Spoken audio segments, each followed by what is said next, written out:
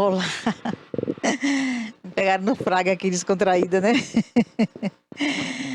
Um abraço para você que está aí na TV e News, ligada aqui conosco. E o quadro Gente de Vitória. Muito prazer estar aqui com você. Falando de gente que tem história, gente que tem um legado, né, nas várias áreas de atuação. Isso é muito bom, contar história. Falar de pessoas vencedoras, pessoas vitoriosas, que muitas vezes chega um momento que parece que falta as forças para continuar. E esse povo que chega, né, a ter sucesso, ser pessoas de vitórias, também já passaram por dificuldades, mas não desistiram. E ser vitorioso é isso, ser vitoriosa é isso. É você persistir e não desistir, porque a vitória vem para aqueles que não desistem, né? Então, é muita gente, é muita história, é muita gente daqui de Itabuna, gente que às vezes são tão desconhecidas, né? Mas que estão aí construindo o seu legado, sua história, colaborando em várias áreas. E uma das áreas mais importantes, né? Que tem gente também que tem um legado, que é uma área, na área religiosa, né? Na vida espiritual, gente cuidando de gente, gente que prega o evangelho, gente que está trabalhando no reino de Deus, que estão ocultas, né? São pessoas ocultas, pessoas que ninguém sabe como é a vida dessas pessoas, que levam as pessoas a um caminho, para encontrar o caminho do bem, para sair às vezes daquela situação, né, de realmente trevas mesmo, que está ali prostrados, sem esperança, e aqueles que dão a mão para o outro, levam a palavra de conforto, vem cá, levanta, Jesus te ama. E isso é muito bom, porque isso é que levanta as pessoas quando estão prostradas. As pessoas podem até ir ao médico, tomar remédio, é claro, né, que faz parte, mas também cuidar da área espiritual é muito importante. Eu que o diga, se não fosse Deus, eu não estaria aqui. Então, a gente está falando sobre Janeiro Branco, né? Que é saúde mental, mas a fé faz parte também. De você estar bem, a mente, ela mexe, né? Quando você não está bem, não está com a saúde mental fortalecida, a mente bem, você não vai conseguir estar bem também. Você não vai estar bem com sua saúde física também. Então é por aí que a gente vai falar hoje aqui, né? Neste momento aqui, falando de fé, falando da palavra do Senhor, né? Aqui hoje. E temos um convidado muito especial que Deus hoje preparou para a gente nesse momento para trazer para você, né? Esse momento. Ele é pastor Valnir Soares. Ele é pastor auxiliar na Assembleia de Deus no campo de Itabuna. Ele é ministro do Evangelho, coordenador geral da UMADEL, palestrante, professor da IBDA, ele tem a formação em teologia pela ITAD, casado com a doutora Alessandra Rosa. Ele é escritor. Ele veio falar aqui deste livro, né? Aqui, mas, né, Rafa, pega aí o livro, né, que fala sobre os bastidores da igreja moderna. Tá ali já, né? Os bastidores da igreja moderna. Mas antes disso, bora conhecer um pouquinho. E hoje ele está aqui hoje no Gente de Vitória, viu? Porque Deus preparou. Deus é o Deus que diz assim, né? Que nós somos vitoriosos, Verdade. né?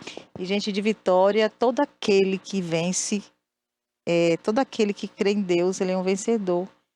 Ele é uma pessoa vitoriosa. Então hoje, meu querido, né, pastor Valnir Soares, você está aqui hoje no quadro Gente de Vitória para dizer que você é um homem de vitória. Amém. Amém? Seja bem-vindo aqui hoje conosco, viu? Eu quero agradecer a oportunidade, agradecer à irmã Vitória, ao irmão Charles pelo privilégio de estar aqui nessa programação, apresentando o meu livro, que já foi lançado dia 7 na Assembleia de Deus em 2 períodos, que foi domingo pela manhã uma ceia reunida com a área 1 e na segunda-feira no culto de ensino para os obreiros. E meu coração está grato por ter essa oportunidade de falar um pouco do conteúdo deste livro, que na verdade foi uma direção que o Senhor me deu para deixar escrito as principais dificuldades que a igreja moderna vem enfrentando no decorrer dos anos. Vamos conhecer um pouquinho, né? Você nasceu em Itabuna, Eu sou de Camaquã, só que com 1 ano eu vim para Itabuna. veio para Itabuna, foi criado assim no Evangelho, na igreja. Não, eu Como é que tive foi sua uma história? adolescência e uma juventude bem conturbada.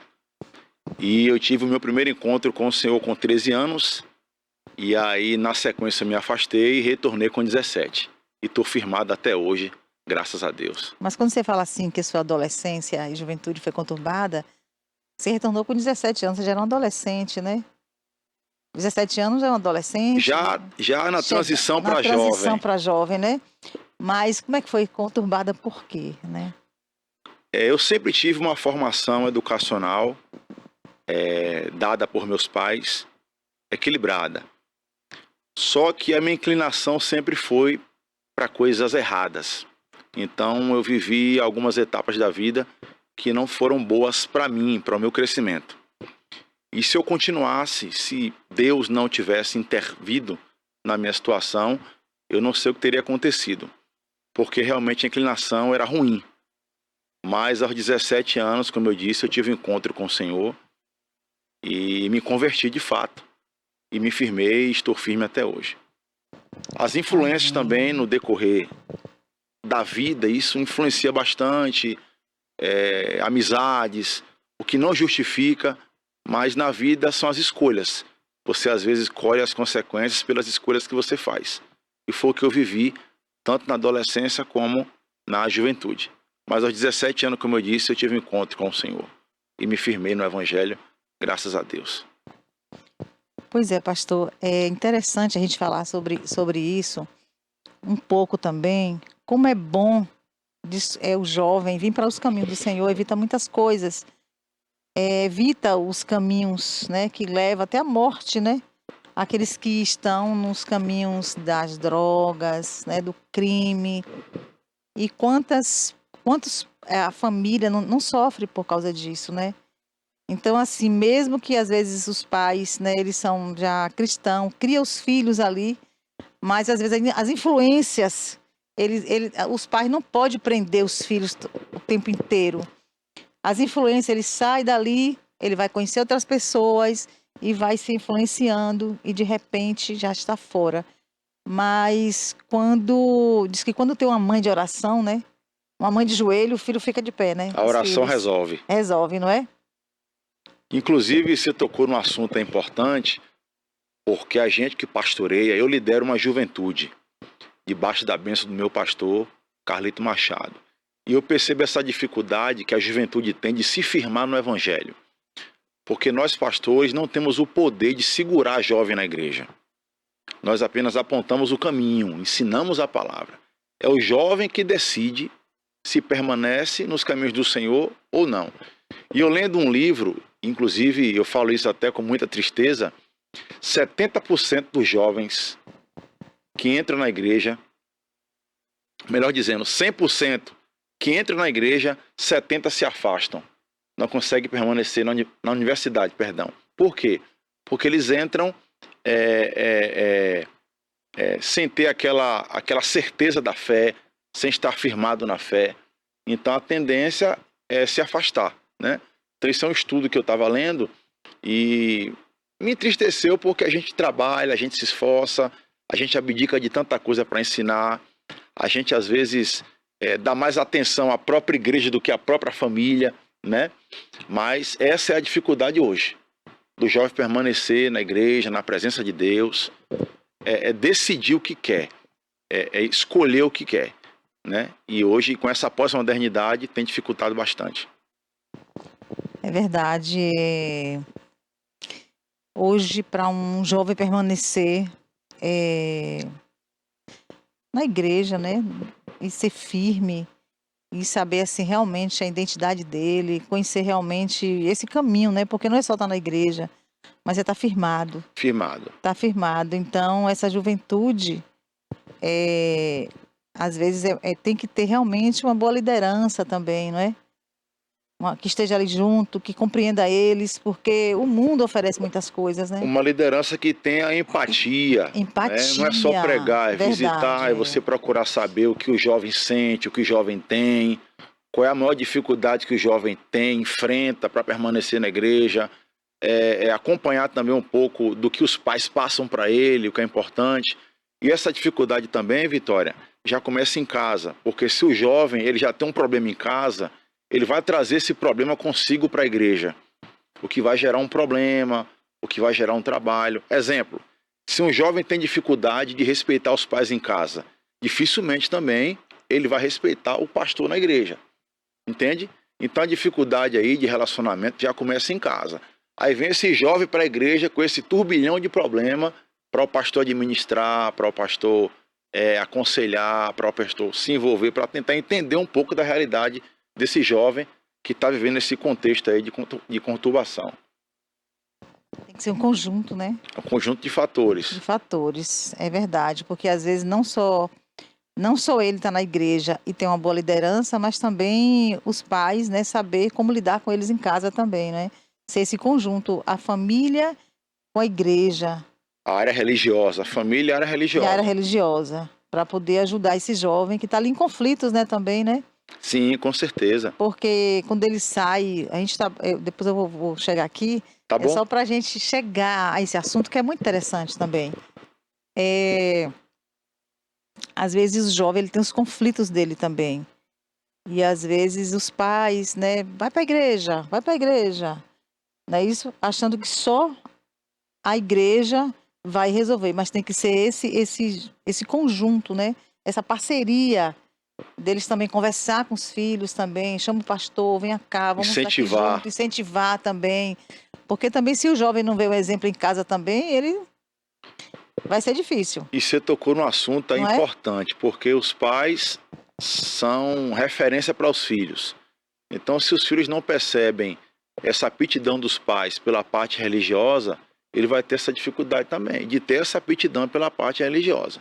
Uma outra coisa que é importante, não é o pastor que educa. Quem educa os filhos são os pais. Como eu disse, o pastor aponta o caminho, o pastor ensina, o pastor motiva, o pastor leva aquele entusiasmo para eles. Mas a educação já começa em casa, tanto pelo pai como pela mãe. É verdade, é como a escola também, né? Que tem que ser a escola e a família tudo junto, é um conjunto. Às vezes eu fico imaginando como serão a próxima juventude, né? A nova geração. Porque a sua geração, você vem devido àquilo que você foi criado. Você teve aquela formação que com aos 17 anos de idade você voltou. Porque você estava plantado. E tive interesse também, né? E teve interesse, mas é porque você estava plantado também. Existe isso também, é o que você estava plantado, entendeu? Estava dentro de você. Eu também tive essa situação, né? Porque que Vitória, né?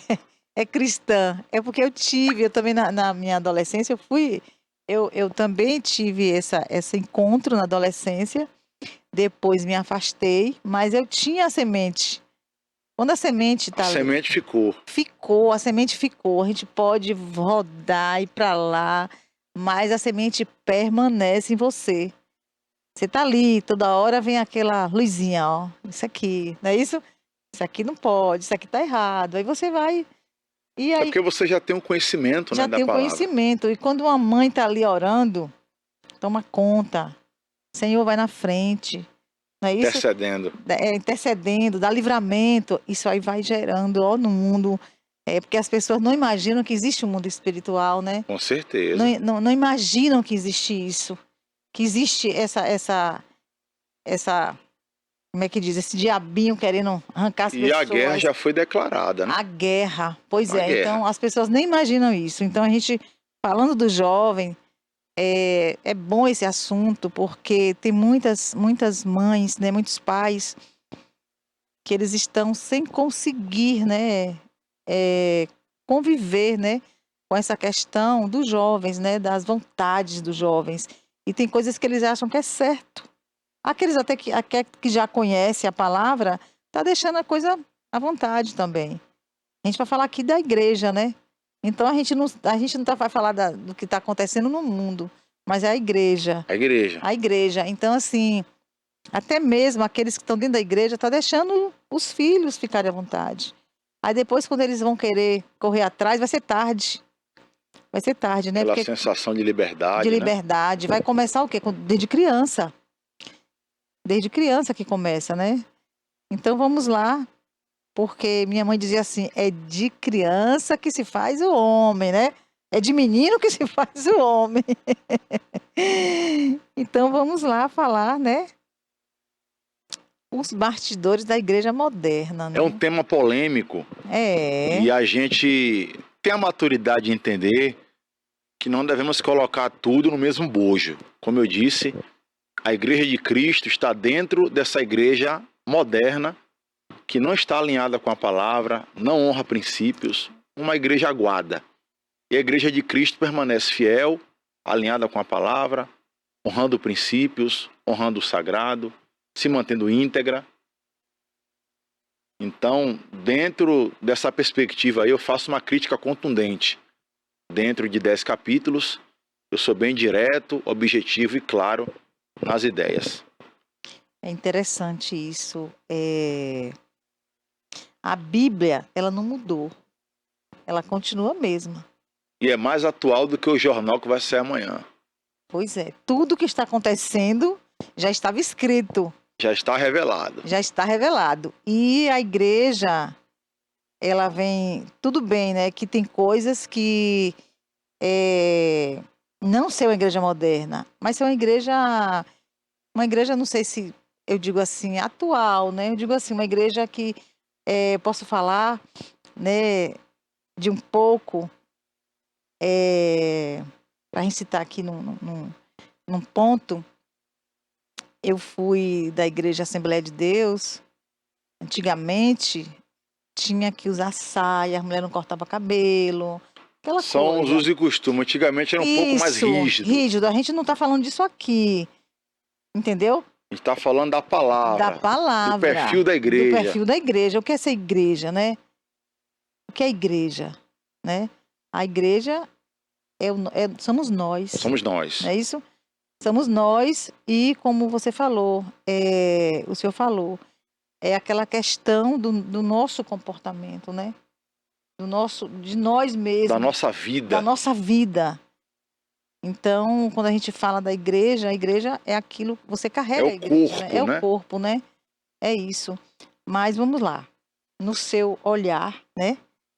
No seu olhar, qual esses bastidores da igreja moderna, né? Olha, Vitória, uma das principais dificuldades que a igreja moderna vem enfrentando, eu penso, talvez seja a distorção da doutrina. Quando eu falo doutrina, eu falo doutrina no aspecto da pregação do evangelho. A pregação do evangelho, ela não pode perder o sentido. Cristo é o centro da pregação do evangelho. Então, hoje, dentro dessa perspectiva da igreja moderna, essa mensagem áurea, ela está sendo distorcida. Estão tirando Cristo para colocar coisas. Então, as pessoas inseridas nessa igreja moderna estão na igreja buscando as coisas, não o próprio Cristo que transforma, que salva, que liberta, que restaura, que abençoa casamento. Então, o foco do evangelho é Cristo, não são as coisas. Aí é onde entra a questão também do pragmatismo. Essa igreja moderna hoje, ela implantou a filosofia pragmática. O que é isso? O importante é o resultado. O importante é o que dá certo, não o que é certo. O que é certo aí é o evangelho. O que dá certo é o resultado. Então, em detrimento do evangelho, da pessoa de Cristo, o importante na filosofia do pragmatismo é o que dá certo. Por esta razão, a gente percebe hoje essa disfunção, essa confusão hoje na igreja moderna relacionada à doutrina, que é a própria palavra pregada tendo Cristo como centro. É uma coisa muito, muito pertinente isso aí, um assunto muito interessante. é que Cristo, né? As pessoas, elas não têm mais aquele culto racional a Deus, não é Você isso? tocou no ponto-chave, culto É, racional. Ou seja, você cultua com racionalidade, você canta com racionalidade. Você está ouvindo ensinamento com racionalidade, você não perde a razão. E o culto não é para quem está na igreja, o louvor não é para quem está na igreja, o culto é para Deus, o louvor é para Deus. Então, as pessoas hoje, boa parte delas, nesse contexto aí da igreja moderna, elas querem ouvir o que satisfaz o ego, o que alimenta o ego. E, na verdade, o evangelho ele é confrontador. Você tem que fazer uma autorreflexão da sua vida, porque a perspectiva não é as coisas da terra, é o céu, provavelmente dito. Você tem que fazer uma autoavaliação, uma reflexão da sua vida e se perguntar como é que eu estou. Eu tenho que buscar mais, tenho que me aproximar mais de Deus, tenho que ler mais a palavra, tenho que orar mais um pouco. Então essa deve ser a nossa preocupação, preocupação de cristão, de se autoavaliar e procurar melhorar como cristão, como pessoa. é uma questão, não sei se está dentro do seu contexto, né? Mas eu creio que sim, esse olhar seu, a palavra diz que nós somos a luz do mundo. Como é que eu vou ver Cristo, quem não conhece Cristo, se não for através, aquele que não conhece Cristo, se não for através da nossa vida? Cristão é luz, Cristão é a luz, justamente. não é? Então estamos deixando de ser essa luz. Estamos deixando porque estamos tirando Cristo, né, do centro. Não estamos mais nos importando em ser a luz, né? Ser a luz do mundo, né? Então, também, não sei se é essa a sua percepção também, Sim, com certeza. entendeu? Está no contexto. Quando Cristo sai do centro, Você deixa de ser luz. deixa de ser luz. As pessoas não estão indo para a igreja. Aquela questão, quando você vai para a igreja, você está se sentindo triste. Você fala, eu vou para a igreja. Porque você vai para a igreja, porque você vai buscar aquele conforto também. Você vai estar ali naquela comunhão. Sente paz. Sente paz. E aí você vai, aí você sai dali, não é mais com aquele pensamento. Você diz assim, Sai renovado. sai renovado. Aí, mas, como você diz, né? A igreja moderna, ela vai para a igreja, ela diz, não gostei da cara daquele pregador, não é assim? Não gostei do louvor. Porque ele quer satisfazer. Porque a ideia é que ele se satisfaça com a programação do não é? culto. Não gosto, não vou com a cara daquele pregador, não vou com a cara daquela pessoa que Não louvou. gostei da mensagem. Não gostei da mensagem. Então, assim, geralmente, né, a razão da gente ir na igreja é aquela razão da gente buscar e naquele momento ali de ir para a igreja é prestar aquele culto a Deus, é dizer, eu estou indo para tua casa, Senhor. Oferecer, né? Oferecer aquele culto a Deus de verdade, se entregar ali, louvar, independente de quem esteja louvando, porque as igrejinhas antigamente não tinha aqueles levitas, né? Não tinha aqueles cantores, o pessoal ia para as igrejinhas. Simplicidade. Simplicidade. E era onde acontecia as maiores maravilhas. É verdade. Dentro dessa simplicidade. Não é isso? Não que hoje não aconteça, mas ficou mais extinto. Justamente pelo sentido hoje que mudou da igreja moderna. Que tirou Jesus do centro. Que vai na igreja buscar a bênção. E, na verdade, o foco é oferecer um culto. Oferecer um culto. Racional de adoração ao Senhor. É verdade. Então vamos lá, né? O que é que você olhar, né? Mais ainda sobre a igreja moderna. Uma outra questão também que eu fico observando, e Deus me deu esse entendimento de ter essa percepção, é que a igreja moderna hoje confunde movimento com avivamento. É diferente. O avivamento bíblico, além de transformar as pessoas que estão na igreja, esse avivamento, ele reverbera para a sociedade. A sociedade também é transformada por este avivamento. E é o que não acontece hoje na igreja moderna. Hoje a pessoa associa o avivamento pelo pulo, pelo grito, por movimentos estranhos. E eu, lendo bastante, Martinho Lutero, que foi o reformador do século XVI, ele deixa bem claro: toda manifestação que houver na igreja, se não estiver respaldada na palavra, desconsidere. Então tudo tem que ter respaldo na palavra. Então hoje essa igreja moderna confunde o avivamento bíblico, que transforma tanto a igreja como a sociedade, com o movimento, que não transforma ninguém. É mais movimento externo, que não tem mudança interior, não tem mudança de caráter, não tem mudança de vida, não tem mudança de testemunho. É isso. Então, você falou uma coisa aí que eu já estava para falar, né? A mudança de testemunho. O avivamento é a sua mudança. Você está avivado dentro de você quando você se preocupa com a sua mudança. Sua mudança, o que é que você está sendo ali. Mudança no seu pessoal, no seu trabalho, sua palavra. Quando você pensa, né? Eu preciso, né? E ser testemunha de Cristo. Quando você se preocupa com isso aí, quando você tem essa preocupação dentro de você, como é que eu estou reagindo, como é que eu estou fazendo? Quando você tem um comportamento meio estranho, né? Que você ali você se alta, né? Faz aquela reflexão, eu fiz isso aqui. Ai, meu Deus, me perdoa. Você tem esse sinal.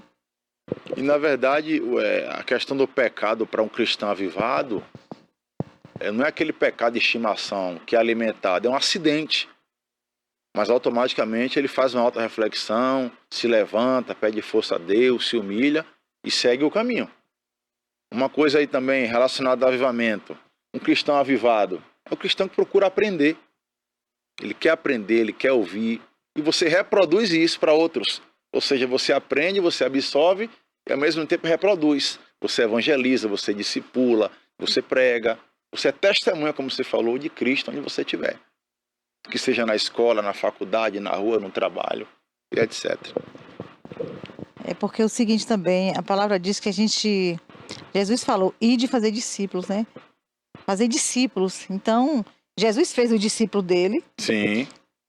E nos deixou para a gente fazer discípulo parecido com ele. Não é? Ide fazer discípulo. Então, a gente tem uma ordem. E também tem aquela palavra... Ensinar, né? Ensinar, fazer discípulo. Tem aquela passagem também, né? Que quando... da videira, né? Sim. Ele fala que ele é... Ele é a videira verdadeira. Ele é a videira e nós somos os ramos. Os ramos. Que aquele que não der fruto vai ser lançado fora, né? Ele poda. Ele poda. Então tem muitos aí que já estão podados, não está nem sentindo. E ele fala que sem ele a gente não pode fazer nada. Não pode fazer nada, né? Tudo é por ele, né? Tudo começa Verdade. nele. Então a gente falou aqui também, essa igreja moderna, o que é que você acha também sobre usos e costumes também? Você que veio de uma assembleia, né? Que tinha quando você retornou, né? Aos 17 anos, eu acho que ainda existia, né? Essa questão daquela doutrina, né? E hoje mudou muito também. Isso também lhe dá essa inquietação em relação a isso? Olha só, essa questão de usos e costumes, eu compreendo que é uma forma da gente diferenciar quem é quem. É um padrão peculiar que a Assembleia de Deus tem. Apesar de que hoje mudou muito. Hoje está bem mais flexível. Outrora já foi bem mais rigoroso, né? Inclusive eu até discordo porque muita gente se afastou por causa dessa falta de entendimento referente aos usos e costumes. Hoje, como eu falei, está bem mais flexível, né? Eu amo a minha igreja, né? Gosto, né? Respeito quem não gosta, né? Hoje, se você for analisar a Vitória, tem igreja para todo gosto, não é verdade? E a nossa igreja é uma igreja centenária, ela tem uma identidade, né? Hoje, queira ou não, o conhecimento tem ajudado muito, né? A teologia em si, o estudo sobre Deus. E a gente sabe levar isso aí com flexibilidade e equilíbrio, essa questão dos usos e costumes. Aqui tem um versículo, né, que diz assim: não ame o mundo, nem o que nele há, né? No seu livro aqui. Se alguém ama, né? O mundo, o amor do Pai não está nele. Pois tudo que há no mundo, a cobiça da carne, a cobiça dos olhos e a ostentação dos bens não provém do Pai, mas do mundo. E Tiago 4,4 fala que aquele que faz amizade com o mundo constitui-se inimigo de Deus. Então não tem como você flertar com o mundo. Você tem que ser diferente. É o que você falou, você tem que ser luz. Você tem que brilhar na treva. E o mundo é a treva. Então você que é de Cristo, você que é de Deus, tem que ser luz em meio a essa treva aí. Dando testemunho, sendo íntegro, discipulando, pregando a palavra, dando exemplo, influenciando pessoas. É o que importa. Lá também em Romanos 12, né? Diz, né? Pra gente não se conformar com este mundo. 12:1. Né? 12:1. Não se conformar com este mundo, mas transformar, né? Com o nosso entendimento, né? Transformai-vos pela renovação, Pela renovação da da vossa mente. Então, eu acho também, quando fala no mundo, como você disse, não ser amigo do mundo, né? As pessoas, às vezes, esquece dos ensinamentos da Bíblia e vai ser amigo das pessoas. Esse mundo aí é o sistema. É o sistema. É o fermento do mundo, é aquilo que Pra ser afasta o cristão de Deus. Levado pelo sistema, né? Pelo mundo, né? Pelo que o mundo, que as pessoas que não conhecem a palavra, é um sistema. É um sistema forte. E o sistema é muito forte, não é? Com certeza. Você se descentralizar do sistema, é muito forte isso, não é? Você sair daquilo ali. E às vezes, Vitória, para você ser fiel a Deus, você vai ter que perder alguma coisa nesse contexto aí do mundo.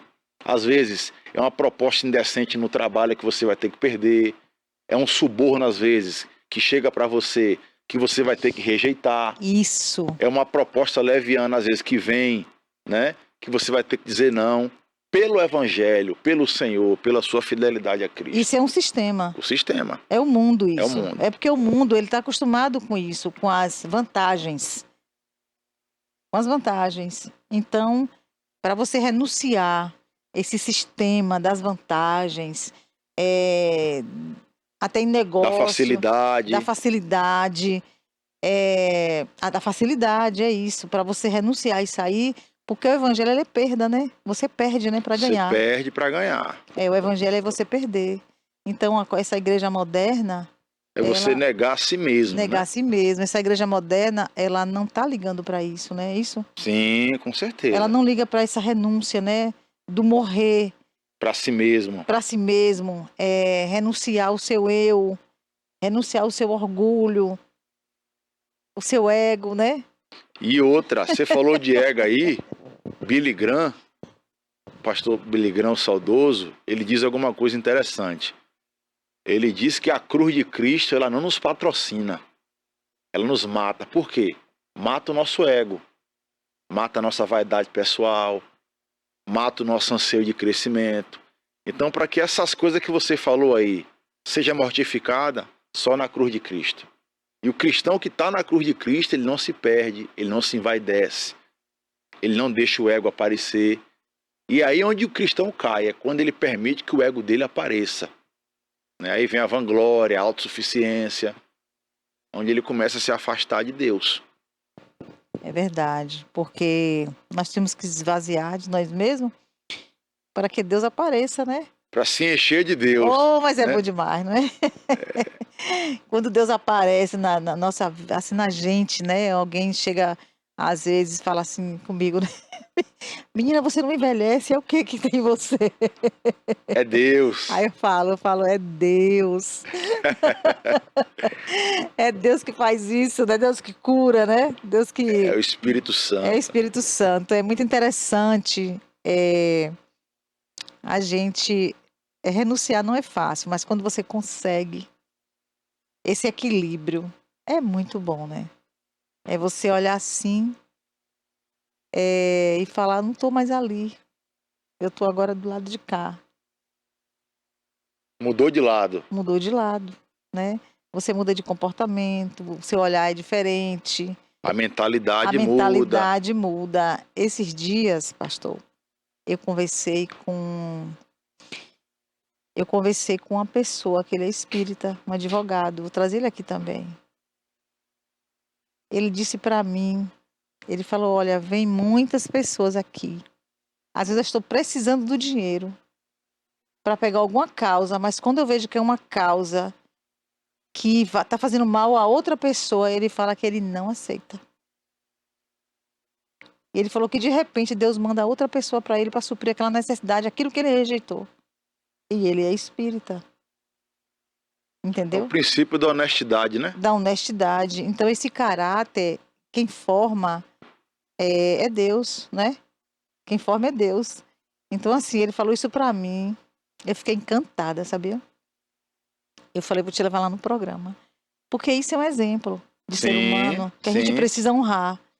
Porque a honestidade, ela precisa ser vista. Com certeza. Entendeu? A verdade, ela precisa ser vista, porque a mentira está tomando conta. Não é? O ego está tomando conta. Então, assim, seres humanos, né, que nega, né, negar o dinheiro para poder obedecer, isso é raro. É raro, é raro. Não E é em isso? Cristo consegue. Consegue, em Cristo consegue. Porque você é transformado, né? Porque a gente sabe que uma porta pode ser fechada porque você renunciou, mas outra porta se abre. Sim. Outra porta se abre, né? Tem até um louvor que fala, né? Uma porta se fecha ali, outra porta se abre ali. Deus abre as portas. Deus abre as portas e assim... Deus é a própria porta, né? Deus é a porta, Jesus é a porta. Aí outra coisa, né?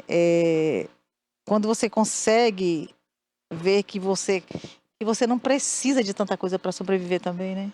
Você não precisa de Não, muito. de forma nenhuma. Quando- E a palavra ensina que você tem que estar satisfeito com o que tem. As coisas não caem do céu. Deus não manda dinheiro do céu. Você tem que realmente correr atrás, trabalhar, se esforçar, estudar. E as demais coisas Deus acrescenta. As demais ainda, As demais. né? Não é só uma coisa, ele fala as demais coisas, As né? demais. É verdade. Quando fala no Salmo 23, foi meu pastor e nada me faltará, Nada me né? faltará. Nada vai O faltar. salmista está contente com o que tem. E se deleitando em Deus, né? Nada me faltará. Então, o senhor que é pregador, pastor, então você tem essa linha, então, de trazer o reino, né? De trazer Jesus para o centro, né? Sim, eu prego em vários lugares, com a graça de Deus, eu ministro o evangelho, eu também faço palestras para líderes de jovens, obreiros, pastores. Auxilio também a minha igreja na sede, é a sede mais 49 congregações, na direção do meu pastor. E a gente vai fazendo esse trabalho aí. E reconstrução, né? Reconstrução. Mantendo a linha, não deixando de falar as verdades, óbvio, um jeito, com uma boa aplicação, para gerar edificação nas pessoas. Eu acho que tudo é um chamado, sabe? Vocação. Tem vocação. A sua vocação é essa, né? Como foi a de Paulo. Sim, Deus está levantando ainda Paulos ainda. sim. E você falou em Paulo aí, humanamente falando aí, no contexto, Paulo foi alguém que teve um ministério frustrado, humanamente falando. Por quê? Morreu decapitado, pobre, sozinho e solitário. E hoje a gente vê esse glamour das celebridades que buscam as riquezas, né, que buscam autopromoção, que buscam a fama, o oposto daquilo que o apóstolo Paulo viveu. Mas você acha que foi frustrado? Humanamente falando. Humanamente falando, né? Ele foi esse homem, né, que pregou tanta verdade, né, que lutou tanto e depois ele Mas assim, perdeu as benesses da terra, mas ganhou uma coroa de glória. Pois é, que para o mundo fantasioso, Fictício, isso é uma loucura.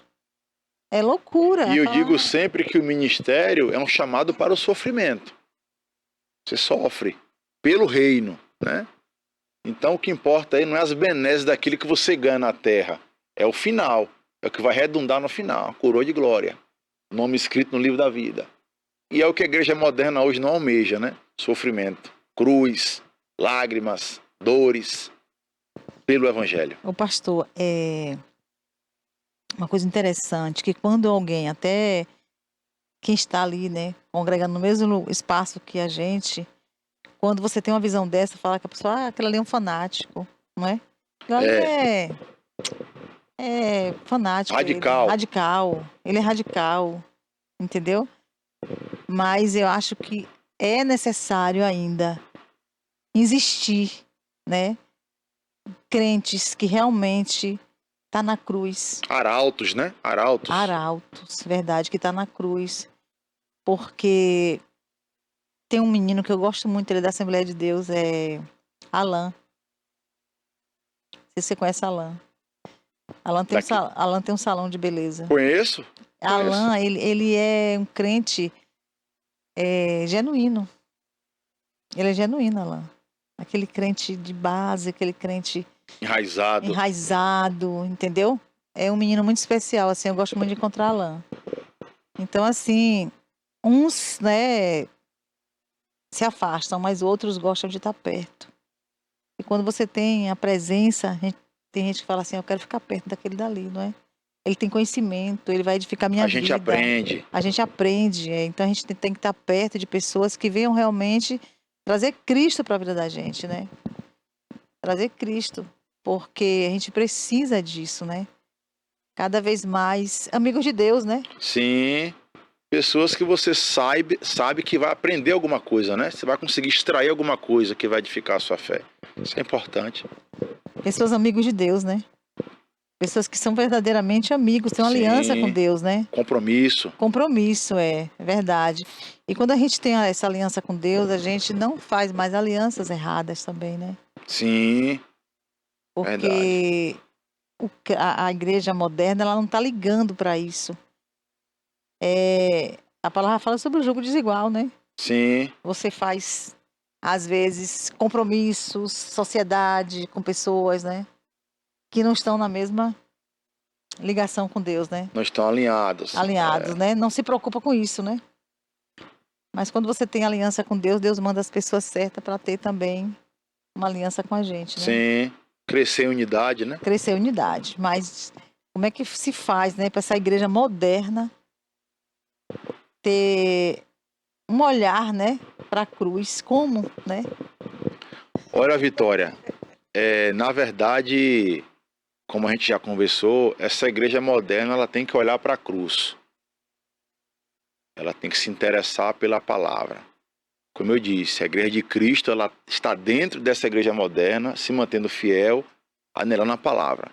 Então, líderes que estão alinhados com a palavra, que fazem parte desse contexto aí, não podem deixar de pregar a mensagem áurea do evangelho, que é a mensagem que transforma. É o único meio dessa igreja moderna tentar voltar para o trilho, é ouvindo a mensagem do evangelho. Você acha que isso é possível? Sim, Mesmo diante desse sistema que está dentro da igreja? é possível. É possível? É possível. Apesar de que a minoria prega hoje o evangelho. A minoria hoje tem compromisso com o evangelho. Mas não pode deixar de pregar. Porque esse sistema dentro da igreja moderna, ele, em vez de construir, desconstrói. São mensagens que são mais palha do que pão. O que é uma mensagem que contém palha? É uma mensagem que não alimenta, não edifica e não constrói valores. Mensagem de aceitação, de facilidade. Então isso faz a pessoa se acostumar com aquilo. Não, eu vou buscar a minha bênção. Eu vou buscar o meu carro. Quantas vezes eu já vi pregadores pregarem mensagens distribuindo chave da casa, chave do carro. E o foco de fato não é esse. Pode até soar como uma fala radical, mas o foco não é esse. O foco é Cristo, o foco é a salvação, o foco é a transformação do caráter. E eu creio que dessa forma pode haver sim uma mudança, até porque quem transforma é Deus, quem restaura é Deus. A gente não pode desistir. O caminho é estreito, né? A porta é estreita. Você pode até estar tendo, digo assim, achando que está confortável a vida. Está ali confortável, porque eu tenho isso, eu conquistei isso, porque eu moro assim, né? Bens. Entendeu? Você pode até estar achando, mas quem está vivendo pela porta, quem está indo pelo caminho estreito, O caminho da renúncia, vai ter, né? Uma melhor, né? Eu digo assim, alegria depois, né? Sim. A melhor A alegria, alegria né? plena, né? Plena. Você só encontra em Deus. É verdade, de você estar caminhando realmente. Às vezes você está sozinho também. As pessoas se afastam de quem está buscando Deus, né? Sim, Muita gente sim. se afasta. Sim. Mas às vezes você acha que está só e não está. Não é? Deus E o está ali. próprio Deus se encarrega de colocar pessoas também ao seu redor para Verdade, orar por você, para te ajudar. verdade. Deus não deixa você só. Dá um conselho, né? Falar, não, amigo, não faça isso aqui não, irmão. Ó, vamos por Orientação. aqui. É orientação, é. É outra coisa que eu quero te perguntar. Você se inspira em quem? Eu digo assim, no Evangelho, né? Tem pregadores, tem pastores, tem pessoas, né? Homens de Deus que tem uma história, né? Que edifica a vida das pessoas. Eu digo assim, nomes conhecidos. Quem é que você olha assim e fala assim, esse homem aqui me representa a igreja. Olha, a minha maior referência hoje é o meu pastor, né? Até pela pessoa que ele é. Íntegro, um pastor de Deus que ensina, tem diversas qualidades, oportuniza muitas pessoas, prepara obreiros. E tem a referência que eu busco por meio do estudo. Inclusive, eu vou começar agora uma formação na área psicanálise, né? Começa agora para entender um pouco a questão do ser humano, enfim. Mas o estudo, queira ou não, me proporciona também essa referência. Pastores que já morreram, pastores que deixaram um legado, os puritanos do século XVI, XVII, que deixaram a marca na igreja. Então isso acaba influenciando você. Você passa a querer ser mais crente, a buscar mais a Deus. Eu leio muito, compro muitas obras, isso ajuda bastante. Você é o que você lê, né? Então eu gosto disso. Eu comprei uma obra agora, por exemplo, do pastor Paulo Júnior, que o tema do livro é o seguinte: o perfil do verdadeiro cristão. Então ele embasa aí essa temática no Sermão do Monte, Mateus 5, 6 e 7. Na visão dele, o salvo tem que ter as características que compõem o Sermão do Monte. Então isso influencia você. Da questão, Sermão do Monte, daquela atitude, né, também, não é?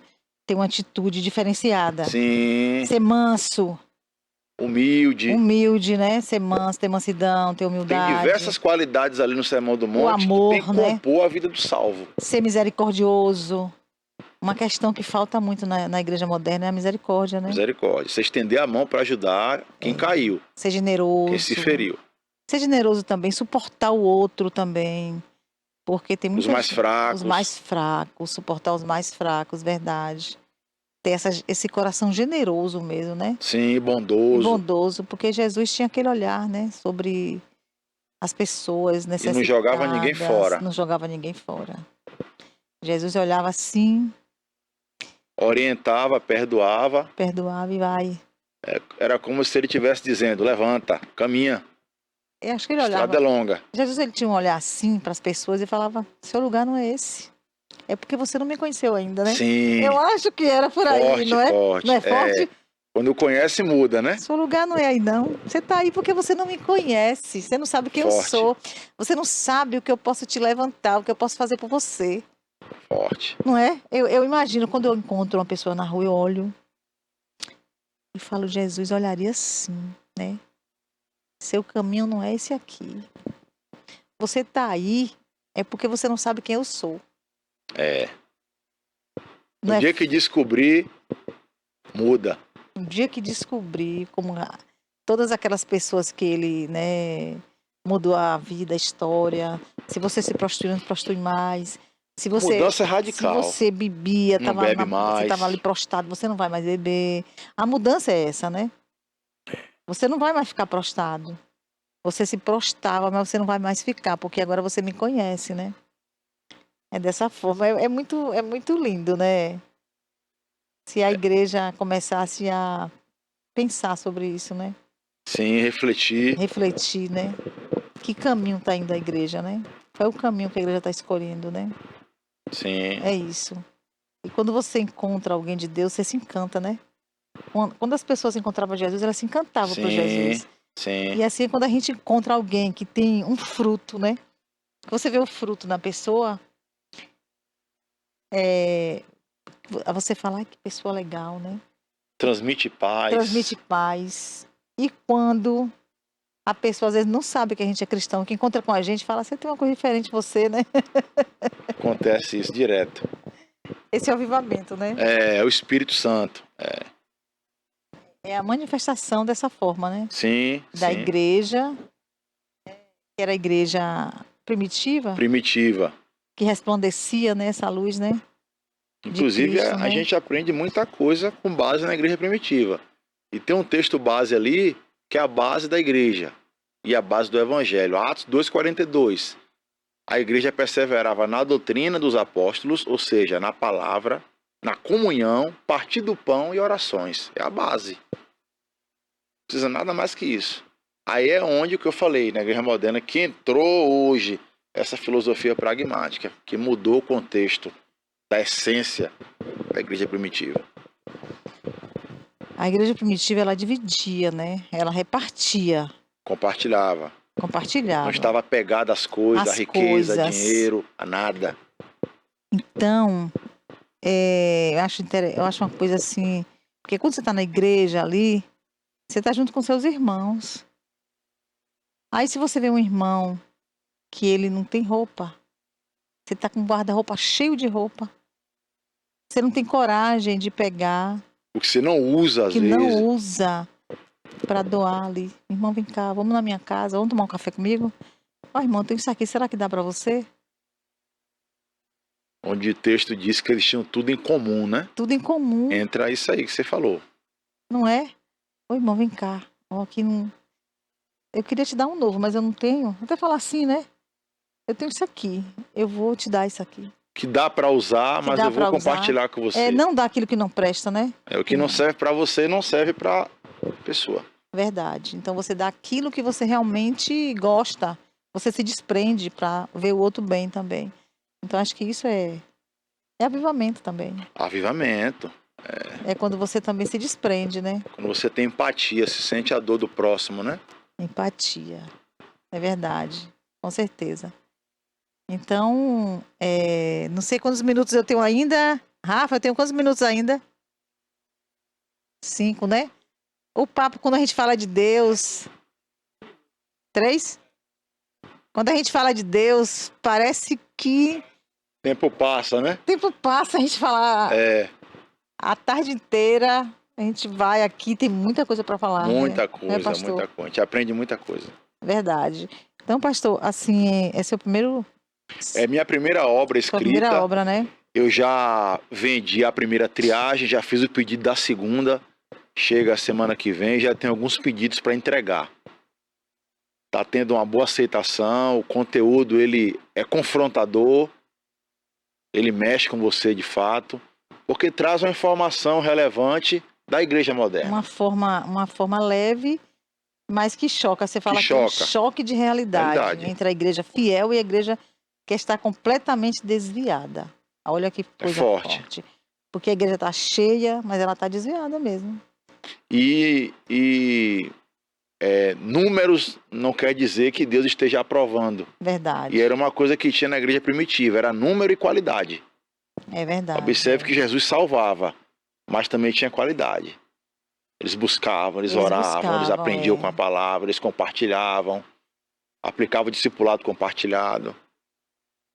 Então, como a gente está chegando ao final, né? Chegando ao final, eu queria que você deixasse uma mensagem aí, né? Para aqueles que é igreja e aqueles que ainda estão fora da igreja, né? Aqueles que anseiam por conhecer Cristo. A mensagem que eu deixo, na verdade, é que o ser humano ele precisa de Deus.